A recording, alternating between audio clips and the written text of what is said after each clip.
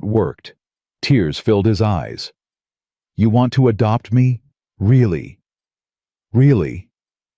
Jesse threw his arms around Caleb's neck, holding on so tight it hurt. "Yes." His voice cracked. "Yes, I want that. I want it more than anything." Lucy joined the embrace. And they stood there in the snow as night fell. Three people who'd found each other against all odds, becoming something that looked remarkably like family. But even as Caleb held them close, he knew this was just the beginning. Gentry would come back. The company would push harder. The fight was far from over. Still holding these two children, feeling their trust and their hope. Caleb knew he'd made the right choice. Whatever came next, they'd face it together. The next morning dawned cold and brilliantly clear. The kind of winter day that made the mountains look carved from ice and light. Caleb woke before sunrise and lay listening to the quiet breathing from the loft where both children slept. In 3 hours he'd take Jesse to town to stand before Judge Aldridge and formally consent to the adoption. The protective order bought them time, but this would make it real, legal, permanent, if nothing went wrong. He dressed in the dark and went outside to split wood. Needed the physical work to settle his nerves. The axe bit into frozen pine with satisfying cracks that echoed across the valley. He was halfway through the pile when he heard riders again.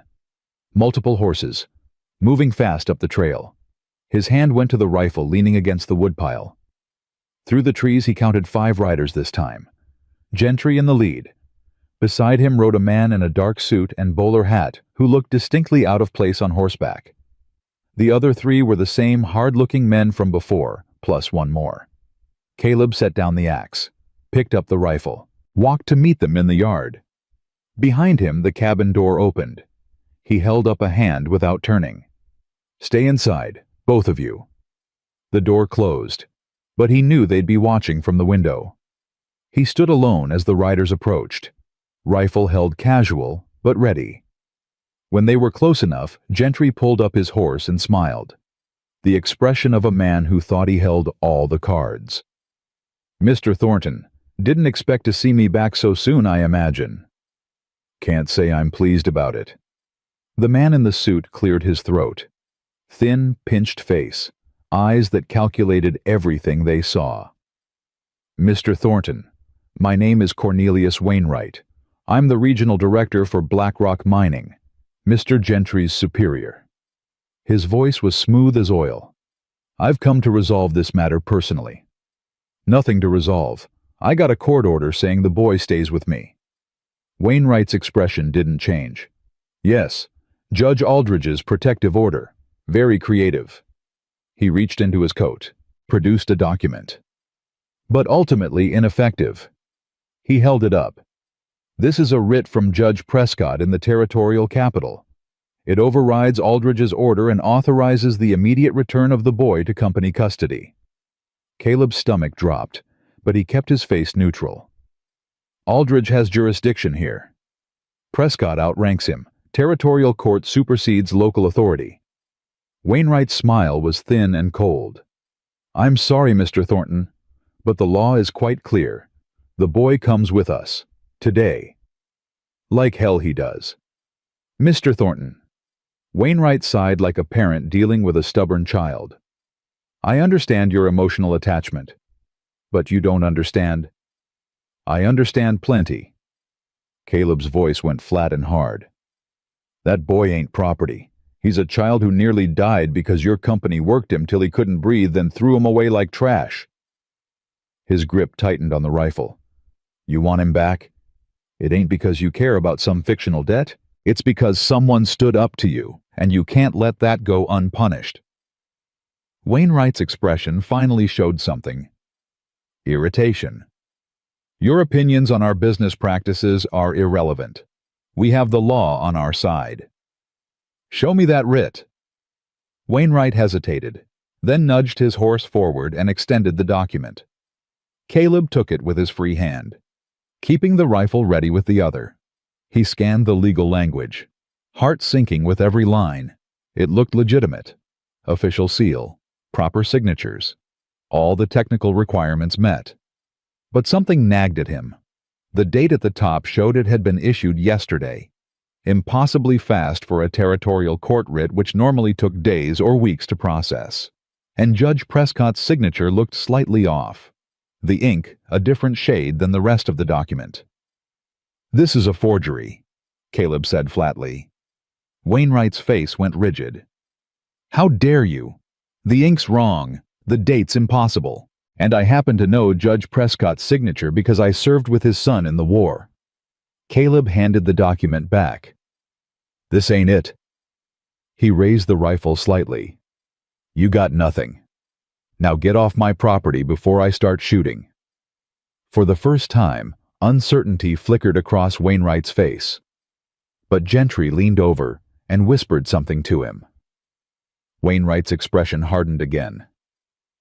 "Even if you're right, which I'm not conceding, it doesn't matter." His voice went cold. "We're not leaving without that boy. You can hand him over peacefully, or we can take him by force. Your choice." Caleb raised the rifle fully, not quite pointing at anyone, but making his intentions clear. "Third option. You ride away now. Nobody gets hurt." 5 against 1, old man. Gentry's voice was mocking. "You really want those odds?" "I've faced worse." "Have you?" Gentry's hand drifted toward his gun. "Because I'm thinking you're bluffing. You ain't gonna shoot anyone over a street kid you picked up 2 weeks ago." Caleb's finger moved to the trigger. "You'd be surprised what I'll do to protect my family." The moment stretched taut. Behind him, Caleb heard the cabin door open again. He risked a glance back. Jesse stood on the porch, Lucy beside him. The boy had Caleb's old Colt in his hands. Too big for him, but held with surprising steadiness. "Jesse, get back inside." "No, sir." Jesse's voice shook but held firm. "You said we're family. That means I stand with you." Gentry laughed. "Boy, you don't know what you're doing. Put that gun down before you hurt yourself." "I know exactly what I'm doing." Jesse's jaw set. "Mr. Caleb taught me, and I ain't going back to that mine." His voice hardened. "I'd rather die right here." Lucy appeared beside Jesse with Caleb's second rifle. She could barely lift it, but determination blazed in her eyes. "Lucy, no. We're family," she said fiercely. "Like Jesse said, we stand together." Wainwright stared at the 3 of them. A mountain man, a half-starved boy, a 6-year-old girl, all armed, all clearly willing to fight. Something in his expression shifted. He turned to Gentry. "This is getting out of hand." "They're bluffing," Gentry insisted. "Are they?" Wainwright studied Caleb's face. "Because that man looks like he's killed before, and will again without hesitation." He was right. Caleb had killed in the war, and once after when bandits tried to raid his camp. He'd hoped those days were behind him, but if these men forced his hand, he'd do what was necessary, and they could see it in his eyes. Wainwright made a decision. "We're leaving." He held up a hand when Gentry started to protest. "But this isn't over, Mr. Thornton. We'll come back with proper authority, real writs, real law enforcement, and when we do, your little protective order won't mean anything. You do that." Caleb didn't lower the rifle. "But you'll find Judge Aldridge ain't as easy to push around as you think. Neither is Sheriff Brennan, and neither am I." Gentry looked ready to argue, but Wainwright cut him off. "Come on, we have other options." The 5 men turned their horses and rode back down the trail. Caleb stood watching until they disappeared, his heart hammering against his ribs. Only then did he lower the rifle and turn to the children. "Inside, now." They obeyed without argument. Caleb followed, barred the door behind them. Jesse set down the Colt with shaking hands. Lucy put down the rifle and immediately burst into tears. Caleb pulled them both close, felt them tremble against him. "You shouldn't have come out," he said. But there was no heat in his words, That was dangerous, foolish, and right, Jesse interrupted quietly. You said we're family. Family don't let each other stand alone. Caleb looked at this boy who'd been starving in the street 2 weeks ago, who'd learned to expect nothing but cruelty from the world, and saw in him a courage that shamed Caleb's own. He pulled Jesse closer. You're right, but don't ever scare me like that again. I won't, promise. Jesse paused.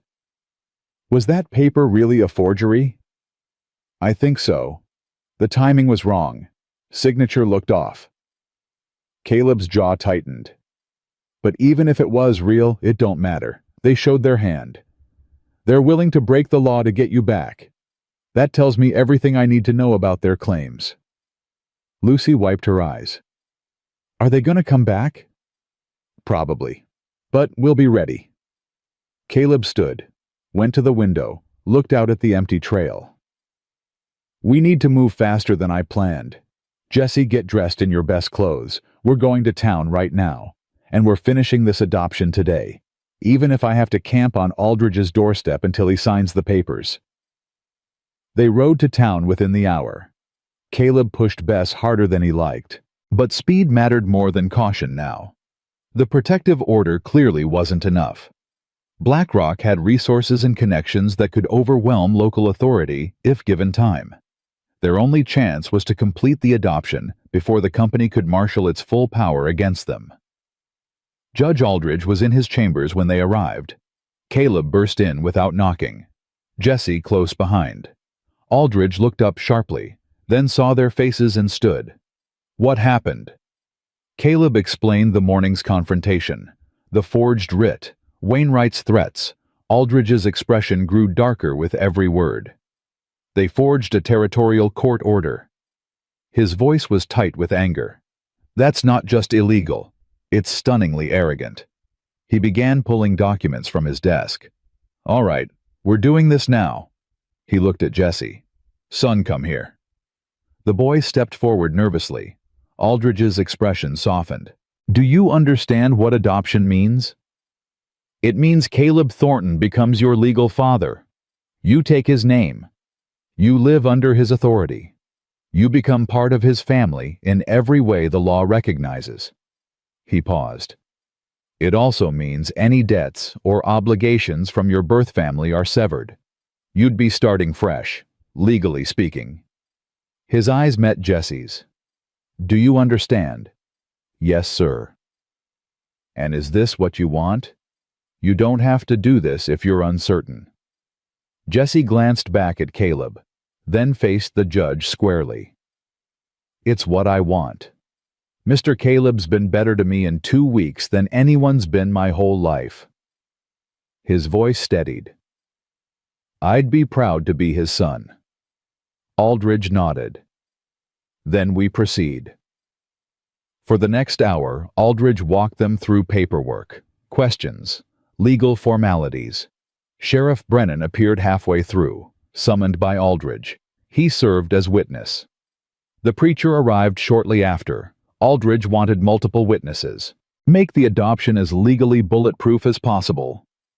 Finally, Aldridge signed the last document, stamped it with his seal. He looked up at Caleb and Jesse with satisfaction. Congratulations. As of this moment, Jesse Thornton is your legal son. The adoption is complete and binding. Jesse's eyes went wide. Thornton, I'm really... You're really my son, Caleb said quietly. If you'll have the name. Yes. Tears streamed down Jesse's face.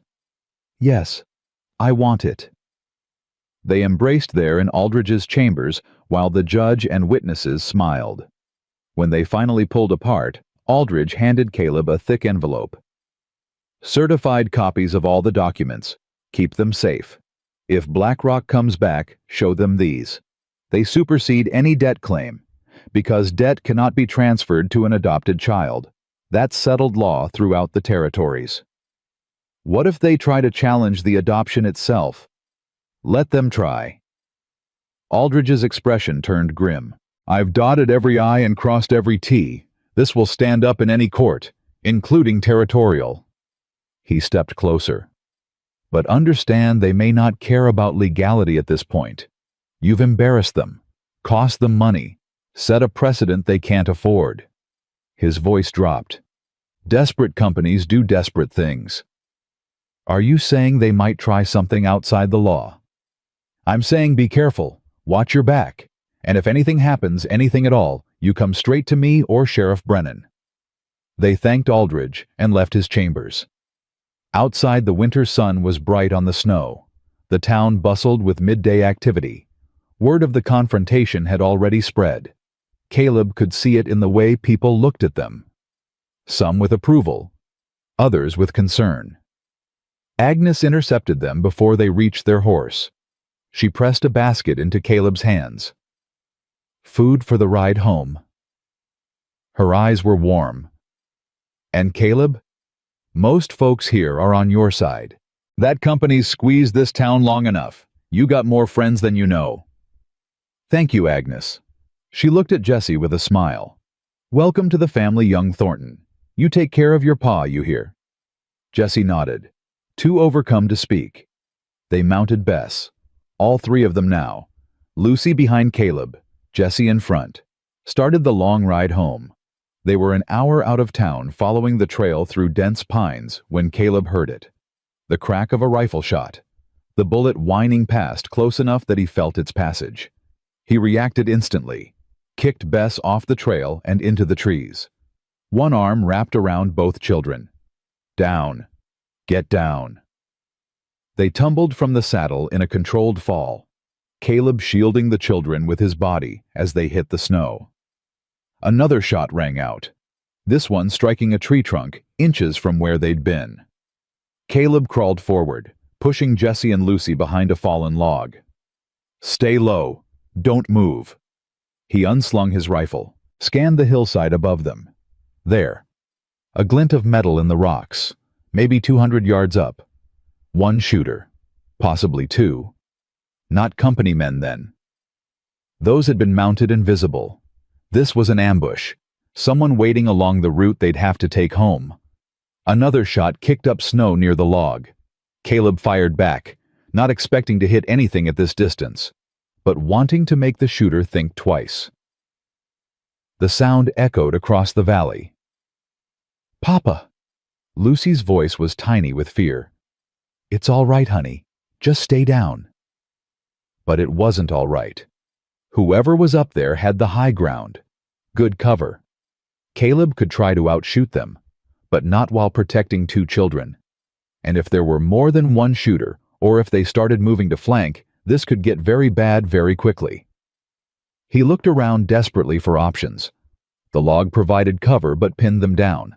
The horses had bolted. Bess was somewhere in the trees, spooked by the gunfire. Going back toward town meant exposing themselves to fire. Going forward meant the same. Then Jesse touched his arm. "Mr. Caleb, the creek bed." His voice was urgent but steady. "It runs along here, remember? We can follow it. Stay under cover." Caleb looked where the boy was pointing, the same creek that ran past their cabin. Here it cut a shallow channel through the landscape. The banks were high enough to provide cover if they stayed low. "Good eye." He gripped Jesse's shoulder. "Can you make it there?" "Yes, sir." "Then we move on my signal. Lucy first, then you, then me." "Understood." Both children nodded. Caleb fired 3 quick shots at the hillside. "Go!" Lucy scrambled from behind the log, ran in a crouch toward the creek bank. Caleb fired again to keep the shooter's head down. She made it, sliding down into the channel. Jesse went next, moving fast and low. Another shot rang out, but went wide. Then Caleb followed, sliding down the bank in a shower of snow and frozen earth. They huddled in the creek bed, breathing hard. Above them, silence.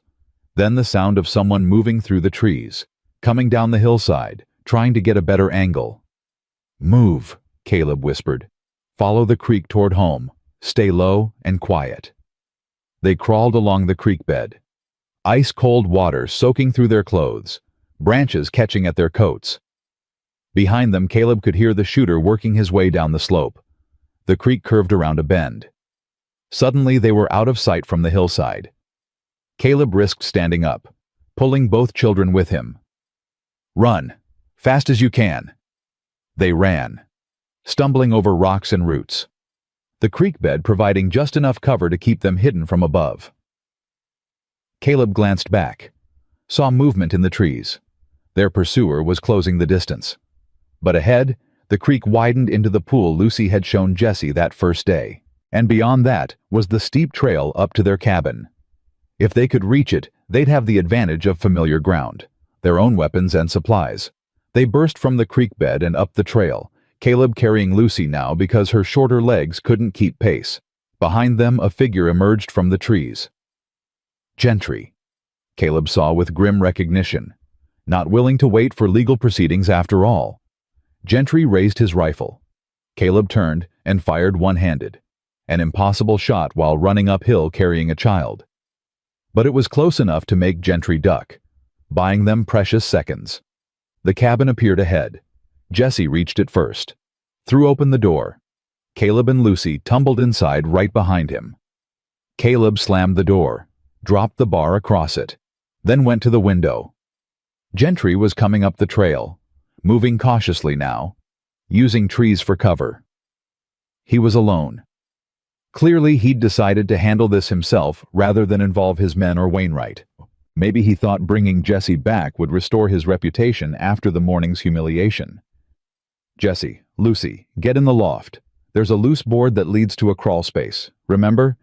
Get in there and stay quiet, no matter what happens." "But Papa, now!" They scrambled up the ladder.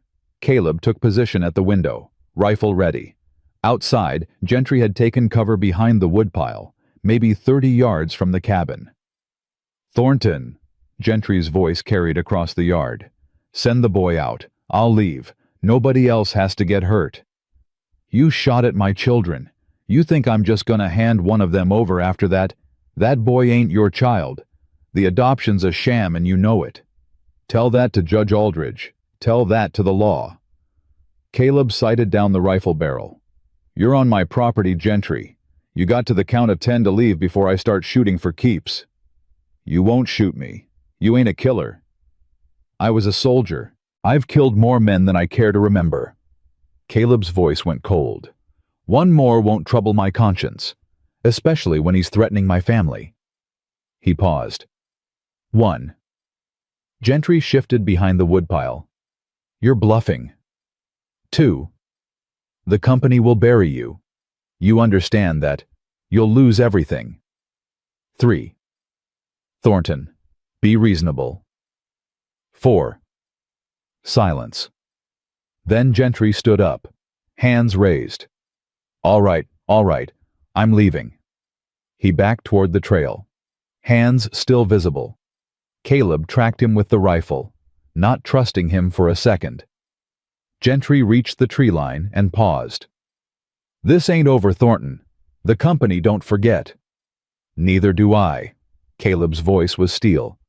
"And if you come after my family again, I won't give you another chance to walk away." Gentry disappeared into the trees. Caleb stayed at the window for another 10 minutes, watching for any sign of movement. Finally, he heard the distant sound of a horse being ridden hard down the mountain. "Jesse, Lucy, you can come out now." They emerged from the loft, both pale and shaken. Caleb pulled them close. "Is it over?" Lucy whispered. "For now." He looked at Jesse. But he was right about one thing. This ain't over. Not yet. Jesse's eyes were haunted. "He really tried to kill us. He tried to scare us. There's a difference." Though not much of one, Caleb thought. "But listen to me. Both of you. We're gonna get through this. We're family now, legally, officially. And nobody takes family from me. Nobody." That night, Caleb barely slept. He sat by the window with his rifle across his knees, watching the dark trees for any sign of movement. Jesse came down from the loft around midnight, sat beside him without speaking, just keeping watch together. At dawn, Caleb made a decision. He couldn't wait for the company to make the next move. It was time to take the fight to them. The decision came with the first light of dawn, sharp and clear as the mountain air. Caleb couldn't keep running, couldn't keep reacting to threats as they appeared, if he wanted to protect his family. And that's what they were now legally, and in every way that mattered, he needed to end this. Not with violence, though. He'd use it if forced. But with the one thing men like Wainwright and Gentry truly feared: exposure. He woke the children and made breakfast while explaining his plan. Jesse listened with wide eyes, Lucy with fierce determination. "I'm riding to the territorial capital," Caleb said. "It's 3 days there, maybe 4 in winter conditions.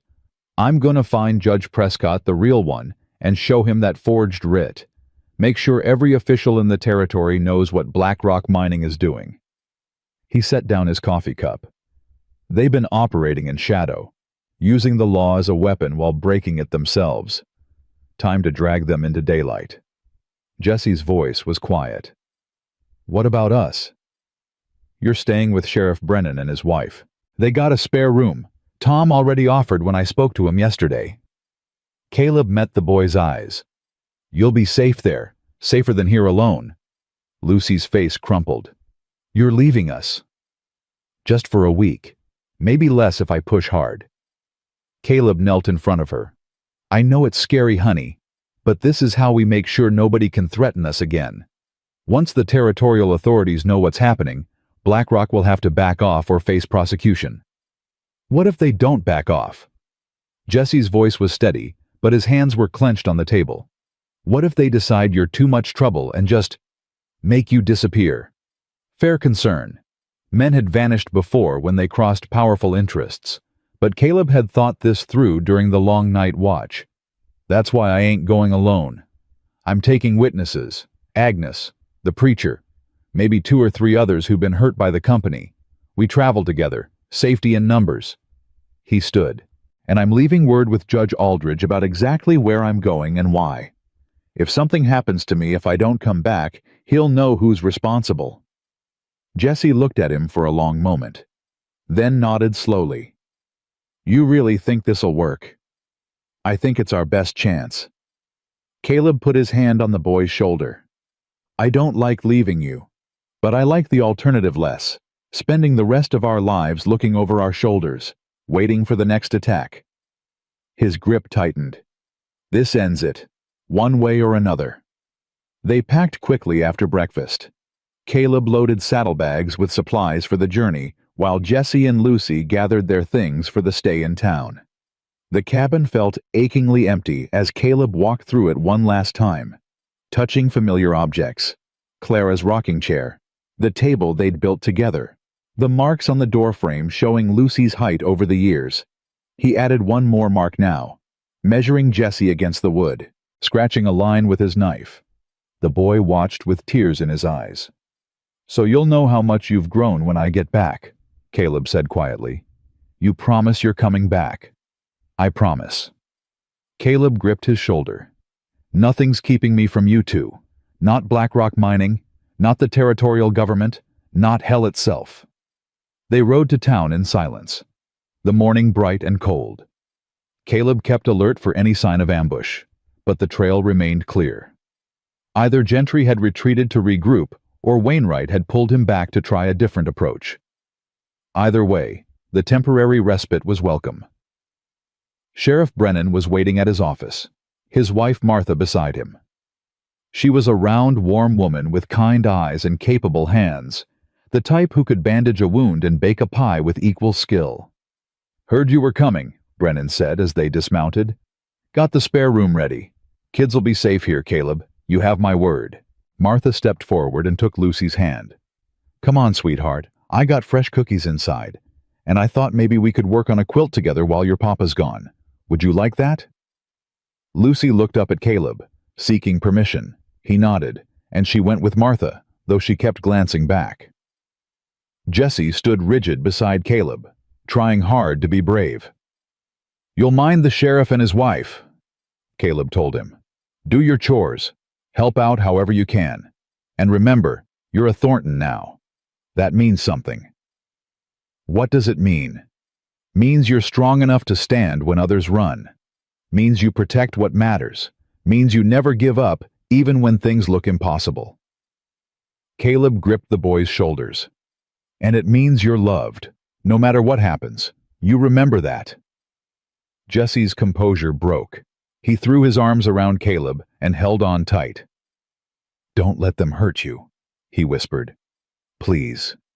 I'll be careful. I'll be smart. And I'll come home." Caleb pulled back. Looked the boy in the eye. "You trust me?" "Yes, sir." "Then trust this'll work."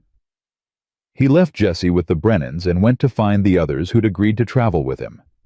Agnes was first, already waiting at the livery with a sturdy mare and a determined expression. "My sister can handle the stall for a week," she said. "And I got plenty to say to the territorial officials about BlackRock's business practices. They've been bleeding this town dry for years." The preacher, Reverend Samuel Whitfield, was next. A lean man in his 40s, with intelligent eyes and a quiet manner that hid a spine of steel. "The company refused to pay for proper burials for workers killed in accidents," he said as they gathered. "Told me the men had outstanding debts that needed settling first." His jaw tightened. "I've buried children who died in those mines, Caleb. Children no older than Jesse. If testifying can stop that, I'll gladly do it." Two more joined them. A former mine worker named Jack who'd lost his arm in a cave-in and been discarded by the company, and a widow named Mrs. Chen whose husband had died from bad air in the tunnels. Both had stories that needed telling, and both had the courage to tell them. Judge Aldridge met them at the edge of town with a sealed letter. "For Judge Prescott personally," he said, handing it to Caleb. "I've detailed everything. The forged writ, the attempted kidnapping, the ambush." His expression was grim. "I've also requested a formal investigation into BlackRock Mining's labor practices throughout the territory." "You think Prescott will listen?" "He's a good man. He'll listen." Aldridge paused. "And if the company has influence with him too, go over his head. The territorial governor, the federal marshal, the newspapers. Keep climbing until someone with power and integrity pays attention." He gripped Caleb's arm. "Don't stop. Men like Wainwright count on people getting tired, giving up. Don't give them that satisfaction." They rode out at midday. 5 travelers on a mission that felt equal parts desperate and necessary. The trail to the capital followed the valley floor for the first day. Relatively easy going through scattered ranches and small settlements. They made good time. Camped that night in a grove of cottonwoods, taking turns on watch. Around the fire, the others shared their stories. Jack spoke of working 12-hour shifts in darkness so complete you could feel it pressing on your skin. Of gas pockets that exploded without warning. Of men who disappeared into collapsed tunnels and were never recovered. "They didn't even try to dig some of them out," he said, staring into the flames, his remaining hand clenched on his knee. "Said it would cost too much, that those men were already dead anyway. Just sealed the tunnel and marked them off the books." Mrs. Chen's story was quieter, but no less devastating. Her husband had complained of breathing problems for months, coughing up blood, unable to work a full shift. The company doctor had declared him fit anyway, sent him back to the tunnels. He died 3 weeks later, drowning in his own lungs. "They gave me $5, she said softly, her accent thick with grief. Called it severance pay. $5 for a man who gave them 12 years of his life. Agnes had her own tales. Families destroyed by debt bondage. Workers who tried to leave and found themselves trapped by contracts they couldn't read and debts they couldn't pay. Reverend Whitfield spoke of children as young as 7 working in conditions that would break grown men. Of injuries that went untreated because medical care cost money the families didn't have. Listening to them, Caleb felt his resolve harden into something unbreakable. This wasn't just about Jesse anymore, though that would have been reason enough. This was about a system of cruelty that needed to be torn down, and if he could be part of that tearing down, he would. The second day was harder. The trail climbed into high country, following switchbacks through snow that grew deeper with elevation. The temperature dropped steadily. They camped early, knowing the next day would be the most difficult. Caleb took the last watch, sitting with his rifle and his thoughts as the stars wheeled overhead. He thought of Jesse and Lucy back in town, hoped they were sleeping peacefully, hoped they knew he'd move mountains to get back to them. He thought of Clara, too. Wondered what she'd think of all this. She'd always been the brave one, the one who saw injustice and couldn't let it stand. He'd learned that courage from her, though he'd never fully appreciated it until she was gone.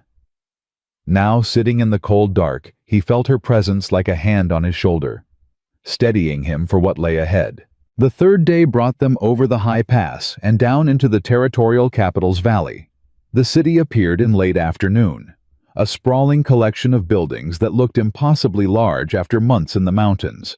Smoke rose from hundreds of chimneys. Streets bustled with traffic even in winter. They found an inn and stabled the horses, then gathered in Caleb's room to plan their approach. Agnes knew a newspaper editor named Thompson who'd published critical pieces about mining companies before. Reverend Whitfield had a contact in the territorial legislature. Between them, they had enough connections to make sure their testimony would be heard. But first, Caleb needed to see Judge Prescott. He found the judge's chambers in the territorial courthouse, an imposing stone building that spoke of permanence and authority. Prescott's clerk was a young man with wire-rimmed spectacles. He looked skeptical when Caleb asked for an immediate audience. "The judge is very busy. If you'd like to schedule..." "This is urgent. It concerns a forged court order using Judge Prescott's name." The clerk's expression changed. "Wait here." He disappeared into the inner chambers, returned moments later. "The judge will see you now." Judge Malcolm Prescott was older than Caleb expected, maybe 70, white hair, shrewd eyes that missed nothing. He listened without interruption as Caleb laid out the whole story, producing the forged writ and Aldridge's letter as evidence. When Caleb finished, Prescott studied the forged document. His expression grew increasingly thunderous. Finally, he set it down. "This is my signature, or rather an excellent forgery of it." His voice was tight with controlled anger. Whoever produced this had access to official court documents as samples. "You're certain it was BlackRock Mining?" Cornelius Wainwright presented it personally, and everything else points to them. The timing, the motivation, the resources required to produce something this convincing. Prescott leaned back. "Tell me about the boy. This Jesse." So Caleb did. He spoke of finding Jesse in the market, of the child suffering at the company's hands, of the decision to adopt him. He spoke honestly about his own doubts and fears, about the confrontation with Gentry, about the ambush on the trail home. Prescott listened to all of it, his expression unreadable. When Caleb finished, the judge was quiet for a long moment. "I'm going to tell you something in confidence, Mr. Thornton." He stood, walked to the window. "BlackRock Mining has been a problem for years. They operate with impunity because they have money influence, and no shortage of lawyers willing to bend the law on their behalf." His voice hardened. "We've tried to investigate them before, but evidence disappears. Witnesses recant. Officials suddenly find themselves transferred to distant posts." He turned back.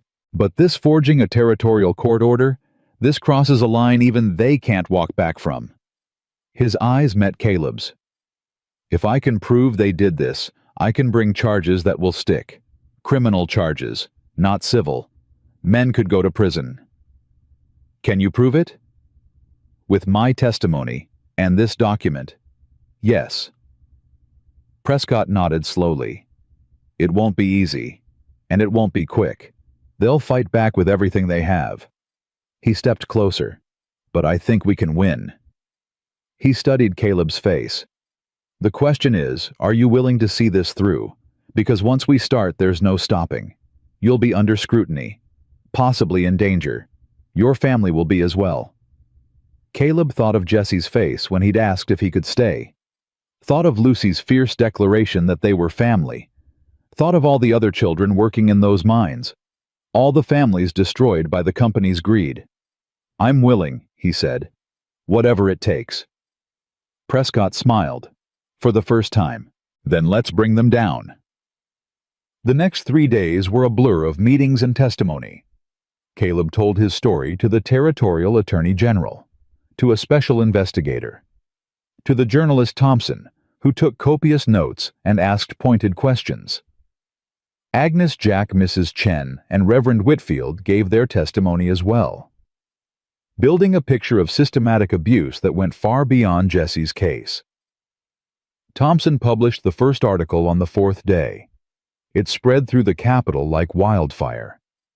By evening, other newspapers had picked up the story. By the next morning, there were calls for legislative hearings, for criminal investigations, for territorial intervention in BlackRock Mining's operations. The company responded with their own statement, denying everything, threatening lawsuits for libel. But the damage was done. Public opinion had turned, and officials who'd been reluctant to act suddenly found the political will to investigate. On the 6th day, Judge Prescott summoned Caleb back to his chambers. The Territorial Attorney General is filing charges against Cornelius Wainwright and Silas Gentry. His voice carried deep satisfaction. Conspiracy to forge court documents, attempted kidnapping, assault. There will be more charges as the investigation continues.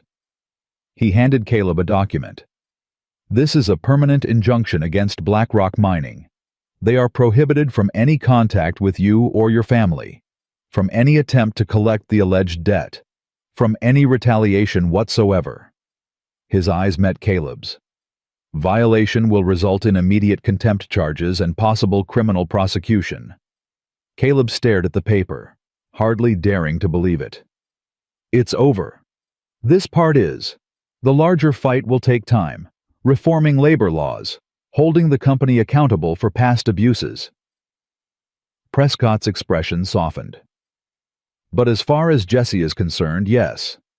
He's your son, legally and permanently. No one can challenge that now."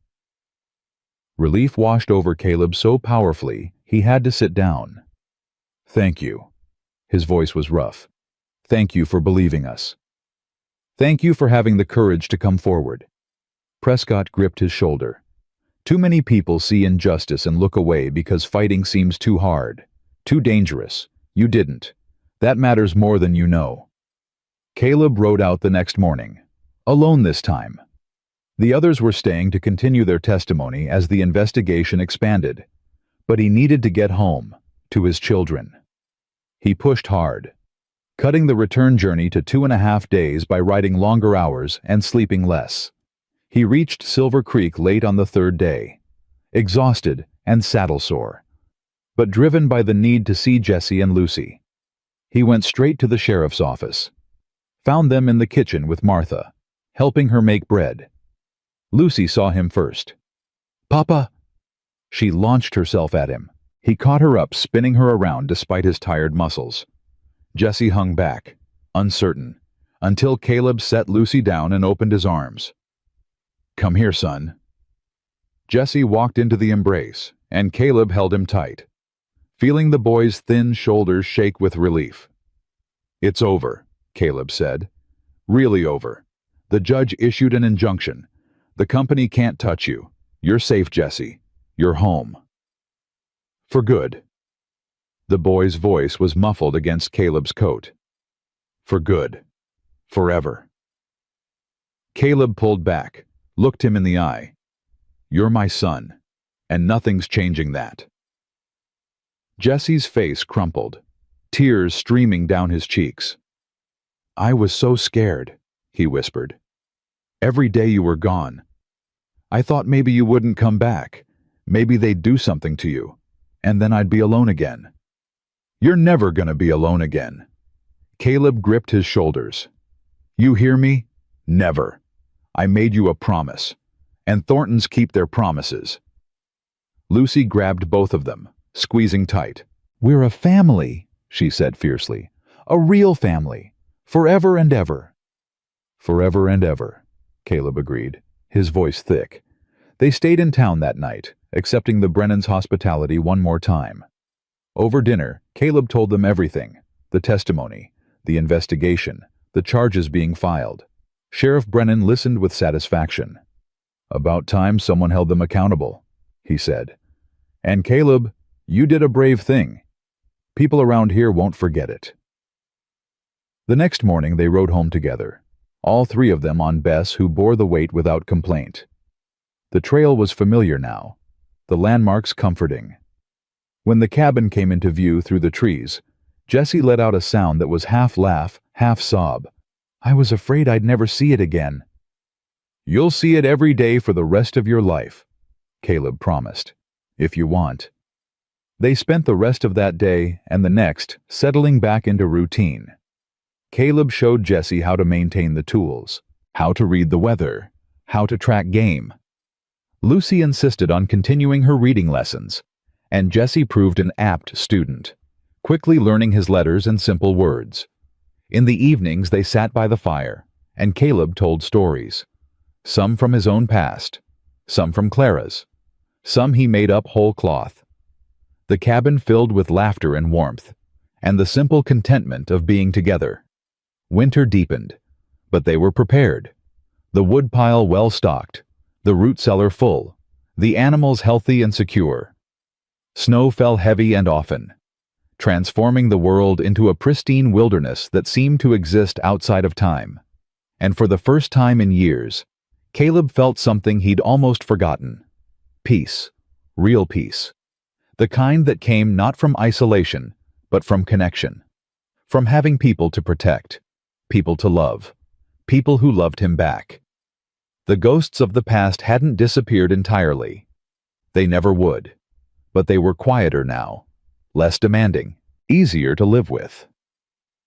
Because Caleb had finally done what he should have done 20 years ago. He'd stopped running, stopped hiding, stopped being afraid to care. And in doing so, he'd found something he'd thought was lost forever. A family, a home, a reason to believe that the future could be different from the past. One evening in late January, a month after their return from the capital, Jessie sat at the table practicing his letters while Lucy worked on the quilt she was making with Martha Brennan.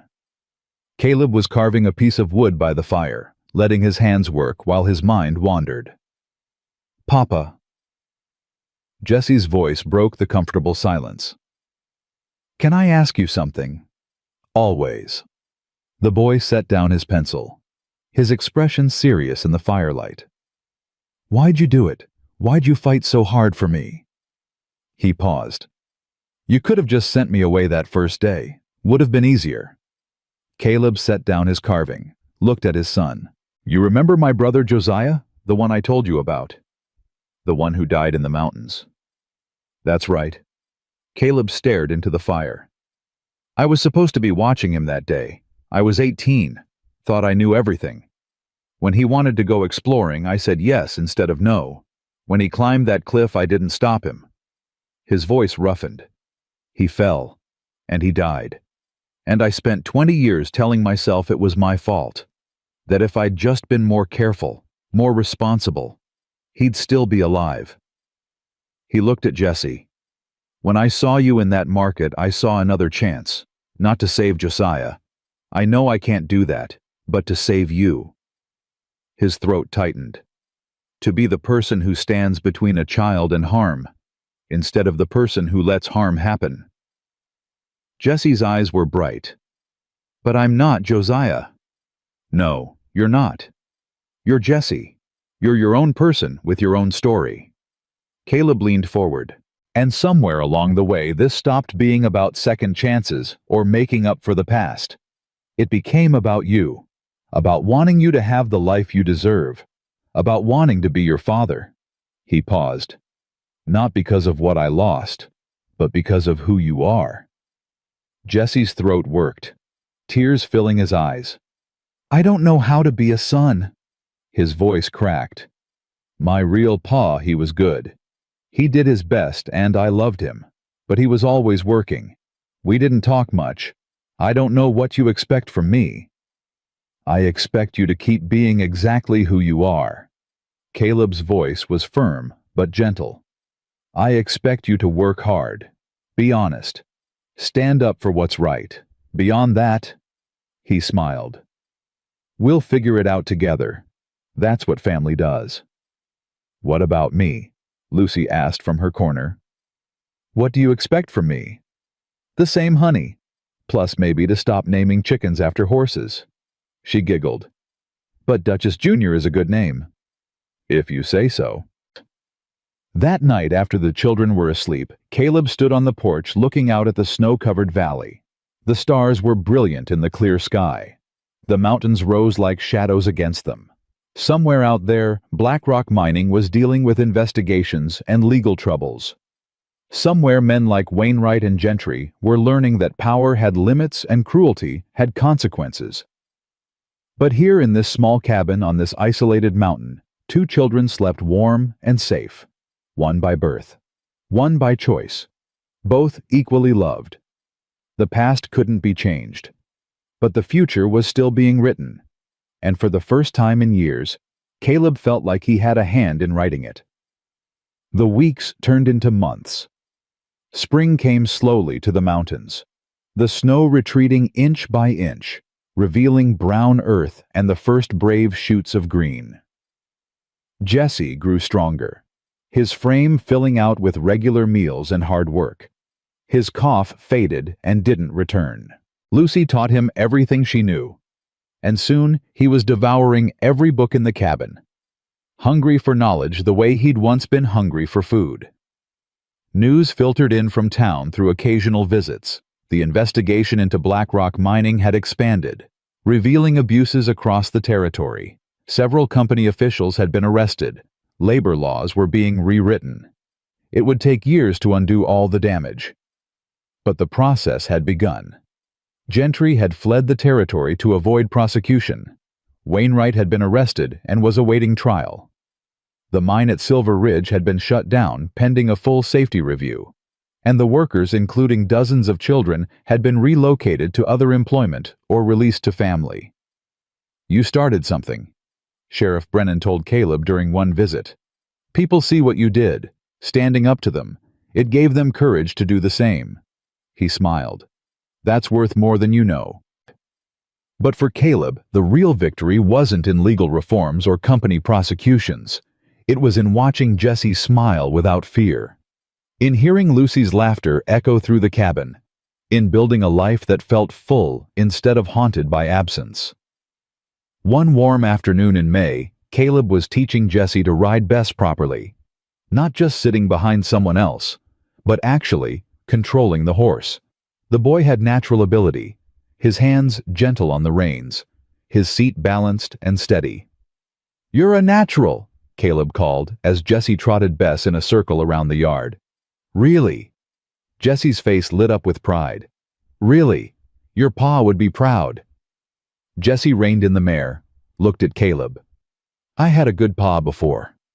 His voice was quiet. "He did his best, and I loved him. But he's gone, and I can't change that." He dismounted, walked over to where Caleb stood. "You're my pa now. Is that all right to think of you that way?" Caleb's throat tightened. "More than all right. I'd be honored." "Then can I ask you something? Anything?" Jesse took a breath. "That day in the market, when Lucy asked if we could buy me." He paused. "I know she didn't mean it the way it sounded, but in a way you did buy me. You paid for me with courage, and time, and risk. You spent everything you had to keep me safe." "Jesse, let me finish." The boy's voice was steady. "What I'm trying to say is, I know what I cost you. I know you put your life in danger, put Lucy in danger, fought battles you didn't have to fight." He met Caleb's eyes. "And I want you to know I understand that. I'll spend the rest of my life trying to be worthy of it." Caleb knelt down, so they were eye level.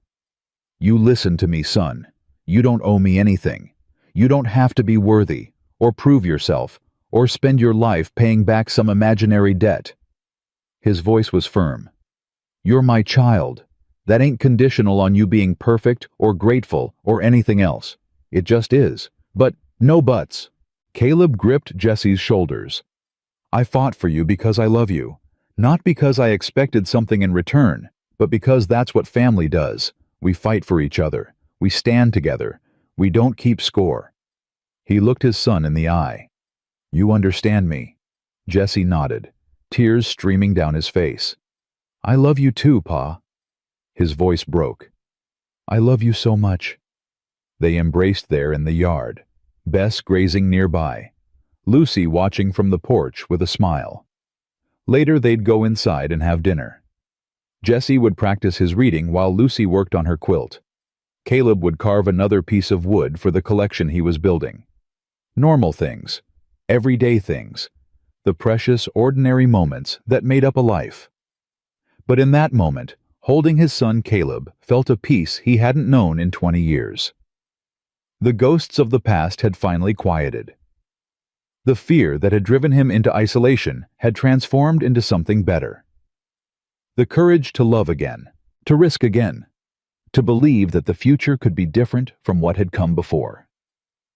The boy nobody wanted had found a home. The man who'd run from connection had found family. And together, along with one fierce little girl who'd asked a simple question in a market, they'd built something that would last.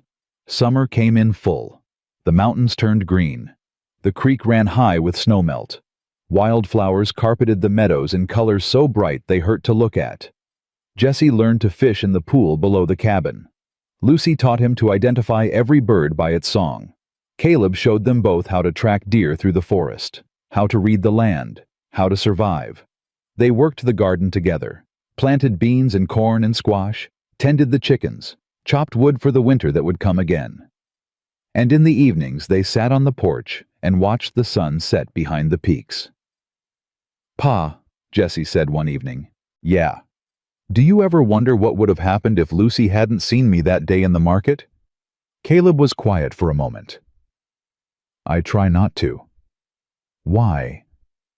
Because it don't matter. He looked at his son. What matters is, she did see you. And she asked if we could help. And I said yes. He paused. Everything after that, all the fighting and the fear and the risk that was just following through on that one decision. Jesse considered this. You think everything happens for a reason.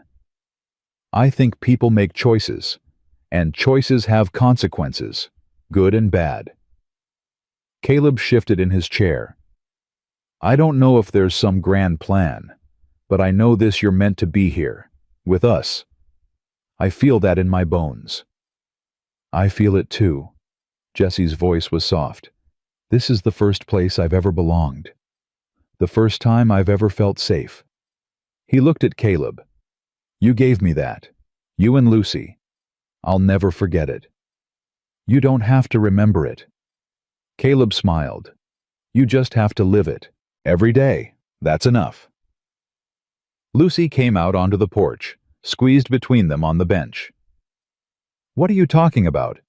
Important stuff? Jesse said. Like what? Like how we're a family. He put his arm around her. And how we're gonna stay that way forever. Lucy leaned into him. I already knew that. Yeah. I knew it the first day, when Papa brought you home.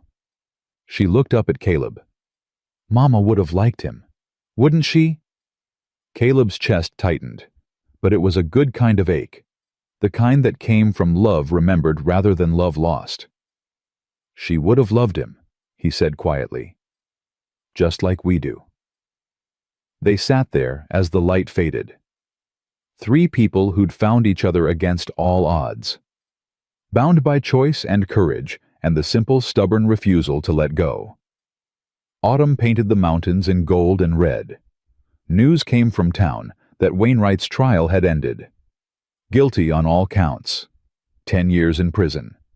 Other officials had been convicted too. The company's territorial operations had been shut down entirely. A new law had been passed prohibiting child labor in mines. It wasn't perfect. There were still loopholes, still companies that would try to exploit them. But it was a start. You did that, Agnes told Caleb when he came to town for supplies. You and those brave folks who testified, you changed things. We all did it together. Maybe, but you started it. She handed him an extra meat pie. Don't forget that. When things seem dark, don't forget what one person can do when they decide to stand up. Winter returned. Caleb marked Jesse's height on the doorframe again. The boy had grown 3 inches since that first mark. Was filling out into the young man he'd become. Lucy was learning to read harder books now.